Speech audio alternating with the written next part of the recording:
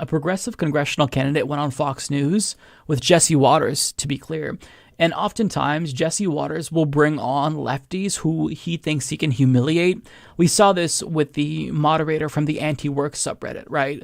Where he brought them on and was making fun of them. And it wasn't the best interview, right? Admittedly so. Not the worst ever. It was just a random person who was awkward, wasn't necessarily trained to be on camera. But Jesse Waters wanted to showcase how insane this lefty was. So he's going to do this with congressional candidate Rebecca Parson. And in my opinion, it does not go as planned because he's going to try to make a fool of her. But the thing about Rebecca and most progressive congressional candidates is she knows her shit. Campaign ads keep getting more and more creative every year, and this year's no different. Democratic Socialist congressional candidate Rebecca Parson is running in Washington's 6th Congressional District, and she recently made waves with this in-your-face ad. Take a look. Billionaires tell us you'll own nothing and you'll be happy. Well, that. Imagine Based. you proposed a housing for all bill in Congress. Then imagine you, me, and a million of our friends took action and occupied empty houses nationwide. They couldn't ignore us. No one has ever done anything like this. That's why it's going to work. Are you ready? Parson says she's... Okay, let me just pause it right there. So what she is advocating for in this ad is mass civil disobedience on a scale that Bernie Sanders talked about in the event he were to become president. Yeah, this is mega based. I love this. Because if you get to Congress and you kind of give up on the movement that got you elected, then you're not going to be very effective. But if you bring your movement to Congress with you in the same way that Shama Sawant did in Seattle City Council, you could be unstoppable. And so she's going to encourage people to protest, do civil disobedience, and take action. Make it so you can't be ignored. And this, to me, is based. But this little snowflake right here is triggered. He's triggered, and he thinks that this is bad, and he's going to use that incredibly good ad to try to make fun of her. Not going to go according to plan, though. Actually occupied empty buildings before, like houses going into foreclosure. And she's instructed homeless people to occupy businesses too, like the Fife Motel in 2020, where they refused to leave or pay after the first night. Some of her other plans she wants to enact if she... Okay, if you don't want them to do that, Jesse, what do you propose? Just let them continue to sleep on the streets? I mean, this is the thing. These conservatives will scoff at any recommendations from progressives when it comes to homelessness and the housing crisis. They'll scoff at everything. No, I don't like that. I don't like that. I don't like that. But they never propose their own alternative solutions. And the reason for that is because they have no alternative solutions. Homeless people, if they had their way, they just Thanos snapped them away. They don't acknowledge that these are human beings that, like all of us, need to be housed. It's a human right. Need to be fed. It is a human right. But they treat them as if they're feral animals, a stray house cat. Just let them sleep on the streets. It really says a lot about them. Are to raise the minimum wage to $30 an hour, abolish ICE, because the current immigration system is, quote, a combination of systemic racism, the prison industrial complex, and corporate greed. True. She also wants to repeal federal laws that stop unlawful entry and re-entry of migrants, and cash bail. Okay, I wasn't sure what that referred to. If he was trying to make it seem as if unlawful entry to homes, because I wasn't sure if he was going to say she wants people to be able to break into your home to scare the suburbanites. But of course, that's not what she is advocating for. And her policy is a humane-based immigration policy. Hey, if you're seeking asylum, you can apply for asylum. And these are all good things, by the way. But one-time cancellation of all student debt and pass the Green New Deal. Let's bring in the Democratic Socialist candidate for Congress, Rebecca Parson. Now, real quick before it starts, I'm going to promise to try to not pause it as much, but he says Democratic Socialist a lot, and he's trying to use this as a pejorative. But she doesn't take this as a pejorative. It's a good thing, right? But he knows who his audience is. 85-year-old geriatrics who are watching and scoffing at the television. This socialist wants to take my house. Shut the fuck up. Holy shit. Okay, so any house, any structure, any building. Yes, you're saying your round house, up and Jesse. Your house in particular. Yes. We're going to take it.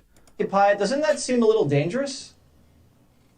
Well, I'm not calling on anybody to break the law. I'm just pointing out the fact that there are 600,000 homeless people in this country, 40,000 homeless veterans, and 1 in 5 homeless people are kids.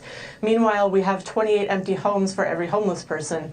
So I'm calling on all of us to think about the empty homes that are owned by corporations like BlackRock, like Zillow, like the banks, that are owned by those companies, those large corporations, and not being used for what they're intended for, which is actually housing people. Yeah, these mega corporations buy up these homes, they drive up the prices. They're the reason why we have a housing crisis, among other things, but they're one of the key drivers of these insane housing prices, you know? So what she's saying here is substantive, it's valuable. But if a bank owns a house that's foreclosed, someone that wants the house is able to buy it, but they can't buy it if there's a homeless person in there. What happens if they move in and some guy's just sleeping on the floor? Well, I'm calling on us to think about buildings that have been empty for a while, that are owned by corporations. You're not having a lot of buyers coming looking at them. They're just sitting empty, and there are a lot of houses like that, both in places like here in Washington State and across the country. And so I think that in the richest country on earth, we should not have anybody who's homeless living on this street, especially not 40,000 veterans, especially not 120,000 kids. Yeah. Now, real quick, I've got to comment on the B-roll here. They're showing you this B-roll because they want you to think of homeless people as being gross and dirty, right? And look, this fence is broken. They're living in this area. Maybe they shouldn't be there. But if you're a human being that thinks this about other human beings, you have to acknowledge that that is a disgusting flaw that you need to fight past. Because when you see these images of people sleeping on the streets, it should conjure up at least some level of compassion. Because picture yourself in their predicament. Picture yourself sleeping in a tent, trying to find a way to survive on the streets when everywhere you go, you're not welcomed. There's literally architecture built to keep homeless people away. So imagine if you were in this predicament. Imagine how awful that would be, how every day struggling to survive would be miserable. But Fox News does this. They show this B-roll of homeless people because they want their viewers to be disgusted. But it shouldn't disgust you. If it disgusts you, you need to think hard about your morals. And you should have some fucking compassion. I agree. I don't know if that's the right way to go about the homeless issue. What about ICE? You want to abolish ICE? Who's going to deport all the criminal illegal aliens? Now, I could give you my commentary, but she's going to say exactly what I'm thinking. Well, actually, decades ago, even during the Reagan era, this was before ICE, and we managed the immigration system fine. I think there's existing, pre-ICE law enforcement that can deal with immigration, but at the same time... Wait, what do you mean? Who would that be? Well, for example, local police, Customs and Border Patrol. There's also... But local legal police right to can't seek handle asylum. immigration law. You need ICE because you got to get these people out of the country that are dangerous, right? We managed fine before ICE, and what I'm really concerned about is the fact that all across the country, including in my district, there are 28 homes, empty homes for every homeless person. Why do we have veterans sleeping on the street who went to serve their country, and now they can't even find a place to live? And so I'm asking people to think about this situation, this problem we have. Politicians just pay lip service to it. They say they're going to do something about it, and they don't. They act like the problem is way too complicated to solve. Meanwhile, it just gets worse and worse and worse. We actually in Tacoma had people who were encamped on the site of an encampment from the Great Depression 100 years ago. Then it was called a Hooverville. Now it's called the Tent City. So if in 100 years we couldn't solve this problem and it's only gotten worse, we need to take a different way of looking at this issue. We need to look at all these empty homes and have people live in them. I agree the politicians have paid lip service to dealing with the homeless. I just don't know if migrating into abandoned buildings is the best way. You also wanted to... Okay, I have to pause it right here because I want you to acknowledge that she's winning. Not that this is a debate, But he is not getting out of this what he wants to get out of this. Because if she was saying something so preposterous, he would have a rebuttal. But she'll say something and then he moves on. Okay, so what about this then? What about that? He's trying so hard to find something that he can do a gotcha on. But she's not giving it to him because everything she's doing is substantive. And in fact, she said things that appeal to him. Oh, well, I agree that politicians are paying lip service, but I just don't know if your solution is the one to go with. Okay. But what solution do you have? You're not coming up with jack fucking shit. So this is really important. And this is how you can tell that a propagandist isn't getting the value that he wants out of this segment. And this is true for any Fox News host. When they bring on a lefty and they say something, if they move on immediately, that is evidence that you've got them. They have no talking points to rebut what you're saying. It's true for Jesse Waters. It's true for anyone else, Tucker Carlson as well. Because if he can actually make her look foolish, he'd stay on one subject for the entire segment, but he's not doing that. So he's trying to find something else. Now, my favorite part is, I'm not sure if this is next, but he's going to try to do a gotcha, and she smacks that shit down, and just, it's brilliant. Raise the minimum wage to $30 an hour. Do you think that might help with inflation? Well, actually, some studies have found that 60% of inflation is due to corporate price gouging. Boom! And with the $30 minimum wage, I realize that's much higher than it is right now. But if you look at the MIT living wage calculator, all across the country, not just in blue states, high-cost blue states like Washington, all across the country, counties in Michigan, Arkansas, Mississippi, $30 is the minimum living wage for an adult to be able to support a child. And if we restructured the way we do incentives with the government, for example, the government has given over $4 billion in subsidies to Elon Musk, but when was the last time they gave a subsidy to a small business owner? I'm a small business owner myself, and if we had the government subsidizing small business owners What's your business? to pay their employees a living wage, that would go a long way. Do you pay $30 an hour? I do, yeah. You do? So good! Because he was expecting her to say, I don't. But she does. She lives her principles. And she did exactly what she needed to do. Oh, you think that's going to help out with inflation? Actually, motherfucker, 60% of inflation comes from corporations, corporate greed. So what is he going to do? He's going to end this segment because it's hurting him more than it's hurting her. Do you know that if other people pay $30 an hour for minimum wage, they might not have a business after that? But that might be what you want, because then they can go out of business and then the homeless people can move into the old building. Listen. Absolutely not. All right, no. Rebecca, I got to go. This doesn't give him anything. I think we would agree to disagree. But good luck in your race. And I'm not sure if you're going to win, but if you do win, God bless you. And God bless the people in Washington. Thank you. He's trying so hard to clown on her, but she shuts it down. No, absolutely not. And this is what you have to do. You have to be very assertive and aggressive with these propagandists because he's trained. He knows exactly how to try to make fools of his guests. He's been doing this for over a decade now, but she won't let him have anything. And what she's saying here is the truth. Like, a lot of people are afraid to say the minimum wage should be higher, $20, $25, $30 an hour, because, oh my God, think of the small businesses. Okay, you've got to understand that these businesses, like if you're an owner of a small business, I don't know that his definition would be the same as mine, but if you expect to make a living off of your business, you are absolutely dumb if you don't expect your employees to also want to make a living off of that same business. Why do you get to make a living? Why do you get to be able to afford rent off of this business when your employees aren't going to have that same expectation, to your understanding? So you should be able to have a luxurious life from this business because you started it. But the employees that you hire, they can work a full-time work for you full-time and still not afford their fucking rent?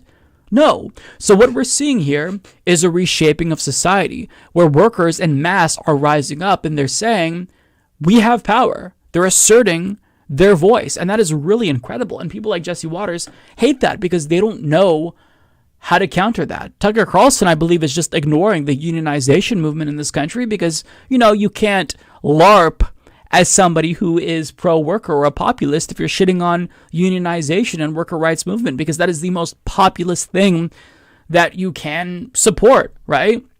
But I mean, workers are realizing that this relationship between them and their employers is incredibly abusive in many instances. It's a power imbalance.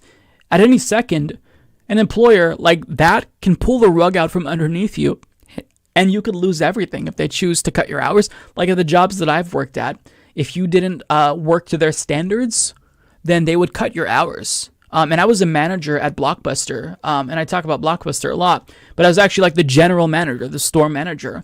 And my regional manager would instruct me to cut the hours of any worker who did not do enough to produce sales, right? So we sold like movie bundles, candy bundles, and anyone who didn't generate enough revenue, we had to basically cut their hours. And if I didn't cut their hours, then I would be fired potentially. So they force you in this predicament to treat workers like cogs in the machine, and if they don't produce profits for you, then you disregard them. That is incredibly unstable, and it's an abusive relationship. And that's not all. I mean, think about how your employer controls every aspect of your life, controls what you should wear, controls the way you speak. It's fucking insane. And if you don't live up to their standards, they can penalize you, right? At Blockbuster, we had to answer the phone by saying, "Thanks for calling Blockbuster, where the best in movies meets the best in TV. My name is Mike. How can I help you?" That long fucking thing. And you had to say it because if the district manager called, then you'd get bitched out. So they control everything. It's a fucking authoritarian dictatorship at these jobs. And finally, workers are saying, you know what? Fuck off. Now, because there's a worker shortage, because of the pandemic and whatnot, you have to be more competitive. You've got to pay me more money. I'm not going to work for $12 an hour dealing with these fucking Karens during a pandemic. If you want me to work, pay me more. If not, go out of business. You don't get to have a business if you can only survive by exploiting the labor of workers. If you want to survive off this business, your workers do too. Period. So, Rebecca, kudos to you. I've had her on my show, I believe twice, maybe 3 times. And she is an incredibly impressive candidate. And if you live in her district, support her, go vote for her. Yeah, I got fired from Petland discounts because I had lip piercings. Isn't that insane? They get to literally control the way that you express yourself. Like, think about this. The U.S. government can't even control, hit my microphone. The U.S. government can't even tell you how to dress.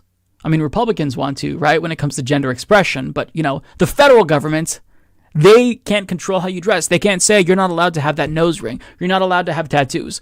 But your employer can? We're giving our employers more power than the federal fucking government? Is that not insane? I got fired for being disabled. Exactly. So it's an abusive relationship where you're exploited. And finally, people are saying, fuck that. $25 an hour minimum wage, $30 an hour minimum wage, higher in some areas of the country. You have to set a bare minimum and then attach it to, you know, the cost of living in certain areas. But I'm sorry, you know, it's not necessarily just Jesse Waters, but the generation who was able to purchase a home, a car, put themselves through college while working part-time at a fucking Jiffy Lube should not be scoffing at the idea of a $30 an hour minimum wage. So I'm glad that workers are standing up. And if you're a true populist, then you've got to support unionization. Any right-winger who purports to be a populist, and this is a little bit of a tangent, but any right-winger who says they're a populist, ask them what their thoughts are on unionization. And if they support it, they're a true populist. If they don't, they're frauds. Any politician like Josh Hawley who claims to be a populist, see how many times he votes against unions and workers. That tells you he's a fraud. Stand for workers. Exactly. County by county minimum wage tethered to 3 times medium rent price. Yeah, absolutely. We can acknowledge that, you know, the cost of living will vary depending on where you live, but there's got to be a federal minimum, and you have to tie regional wages to the cost of living. That's the only way. Otherwise, people are going to be perpetually struggling to keep up, living paycheck to paycheck. And I'm sorry, in the richest country on the planet, we can do a little bit better than just having people barely get by.